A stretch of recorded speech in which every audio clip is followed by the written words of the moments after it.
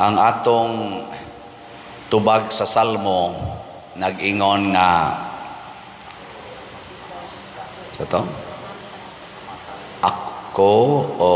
ako ang magpahamtang sa kamatayon o ang maghatag sa kinabuhi.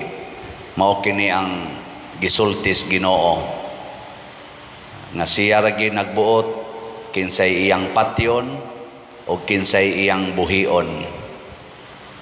Lingi ako no nang imong tupad na dili ka patyonon sa Ginoo. Ang wa mo lingi mga patyonon.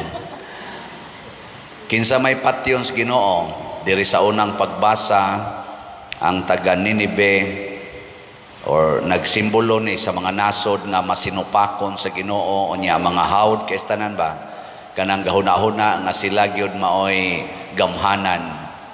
Mo nang giingnan sa Ginoo, hapit na ka buntugon sa imong mga kaaway.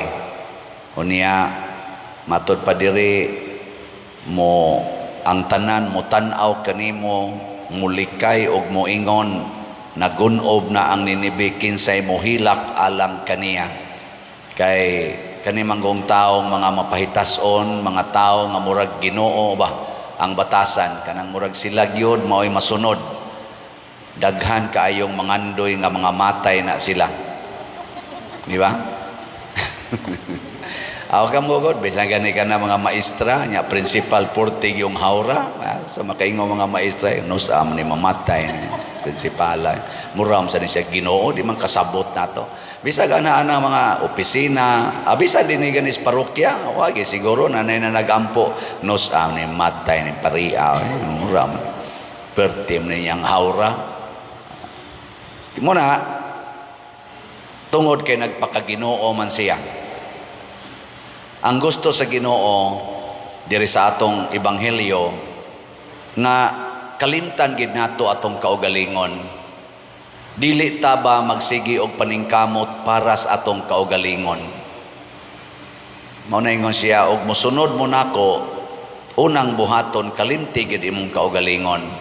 Nya iya dayon ang gisigundahan pag-ingon kinsa tong maningkamot sa pagluwas sa iyang kinabuhi kawad-an Hinoo niini. Pero kadtong mawad-an sa iyang kinabuhi tungod kanako sa iyang pagsunod nako makabaton niini. Tagalat ta mog simple nga example. Kanang tao bitaw nga mahingawa kayo sa iyang kinabuhi. Unsa man na siya naong smiling o dili? Kana bandaghan siya kabalaka ba? Oh, ang naong ana uga kay tanan niya pirmi lang ga kulismaot kay daghang problema buntag pa lang sayo inigmata ana ang gihuna-huna problema na ana pero kanang tao nga nabang di mahadlok nga mauwawan, di mahadlok masakit, di mahadlok mamatay. Unsa man na siya naong gaan kay naong imong ingno na siya na kay makaon diha day nakatrabaho na imong banay siya nataktak lagi katawa na siya sa unya asa mo pagkaon siya depende la sa Ginoo basta kami ningkamot lang ana sige ra nag-smile hangtod ko na siya mamatay smiling lang ya pugnaong kay kada man kung kinabuhi nga gihisgutan sa Ginoo nanay mga tulo ka klase nga basihanan. Ang una gyud kinabuhi kanang maginhawa ta makaingon ta nga buhi pa. Ikaduha kanang malipayon ta kinabuhi sana. Ikatulo kanang maadto ta sa langit mao na ginay kinabuhing way katapusan. Sige lingyay mong tupad na naginhawa pa ka. Sige buhi na kana buhi na naginhawa man pasar kas primero ikaduha na malipayon ka sige pangutana kay guwagay na siya malipay patay na nya ikatulo na malangit ka wa ka kaysa kay ang babag sa langit ang sala man Sa to pa, kung buhi pa ka, naginhawa ka, buhi ka, nya, na kay sala, patay na ka, ano eh. Mo na ingos Kristo, og di mo malimot sa inyong kaugalingon, kining atong kaugalingon, mo na pirming mutukmod nato sa pagpakasa. Nya kini sa atong kaugalingon, mo sa ni mutukmod nato sa panagsigig away, mo nang di na ta malipay. Kadaghan ro mga asawa, wa malipay sa ilang bana, kay giaway man.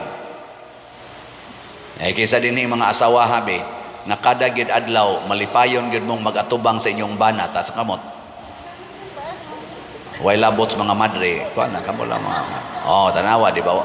Nagpanaganag yung isa. Kinsa sa mga banaha din nga kanunay yung malipayon, mag-atubang silang asawa, tas kamot.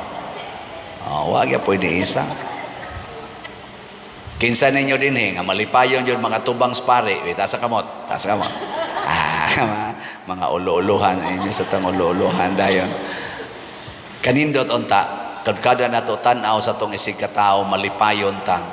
Og unsa may makapalipay nato, kung tumano nato ang sugo sa Ginoo nga nag-ingon, higugma ang imong isig katao sama sa imong kaugalingon.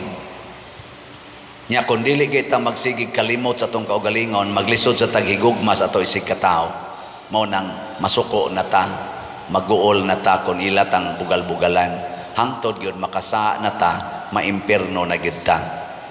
Naot ta, magkat-on na ta nga malimot sa tong kaugalingon.